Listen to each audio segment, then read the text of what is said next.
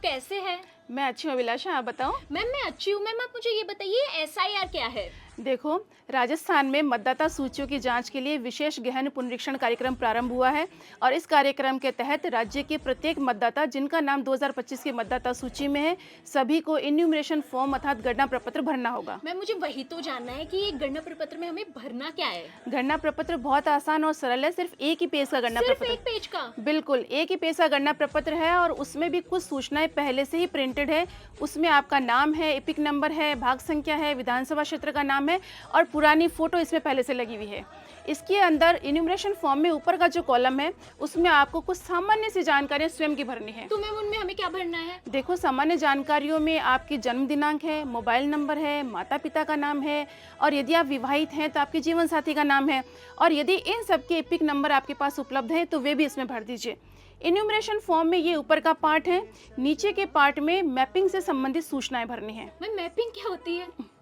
Mapping देखो, राजस्थान में जो मतदाता हैं उनकी विगत SIR की मतदाता सूचियों से मैपिंग कर ली गई है। जैसे राजस्थान में विगत SIR 2002 में हुआ था या फिर देश के किसी अन्य राज्य में किसी और समय भी हुआ है, तो यदि उस मतदाता सूची में मतदाता का स्वयं का नाम है, इस स्थिति में इन्यूमरेशन फॉर्म में नीचे के पार्ट में बाएं भाग में वो सभी सूचनाएं भरनी है। तो अगर मैम उसमें मेरा नाम नहीं है तो?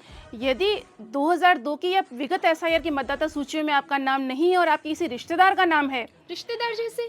रिश्तेदार जैसे आपके माता पिता, दादा दादी या नाना नानी हो सकते हैं, तो इनकी वो सभी सूचनाएं इसके दाएं कॉलम में भरनी है ताकि आपका उनसे लिंक हो सके। तो मैम मैपिंग से फायदा क्या होगा? मैपिंग से ही फायदा ये है कि राजस्थान में SIR की प्रक्रिया आसानी से पूरी होगी। वो इस प्रकार कि निर्वाचन विभाग ने पहले से ही राज्य के 70% से अधिक मतदाताओं की मैपिंग विगत SIR की मतदाता सूचियों से कर ली है। इसीलिए इन सभी मतदाताओं को SIR की पूरी प्रक्रिया के दौरान किसी भी प्रकार का कोई भी दस्तावेज नहीं देना होगा।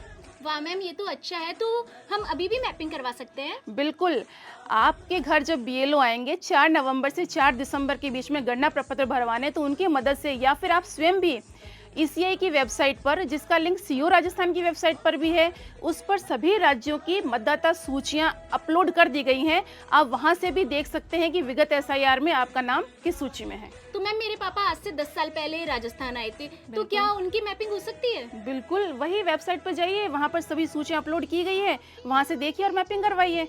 अरे वाह मैम, ये तो अच्छा है, मैं समझ गई हूँ। अब आप मुझे ये बताइए कि गणना प्रपत्र में डॉक्यूमेंट्स क्या देने हैं? गणना प्रपत्र में जब पहला चरण शुरू हुआ है इन्यूमरेशन फॉर्म भरने का, जब BLO आपके घर आएंगे और अधिकतम BLO आपके घर 3 बार आएंगे 4 नवंबर से 4 दिसंबर के बीच में, इस चरण में राजस्थान के किसी भी मतदाता को कोई भी डॉक्यूमेंट नहीं देना होगा। वाह मैम, ये बहुत अच्छा है। तो मैम अगर मुझे अपने BLO से कनेक्ट करना है तो मैं कैसे करूँ?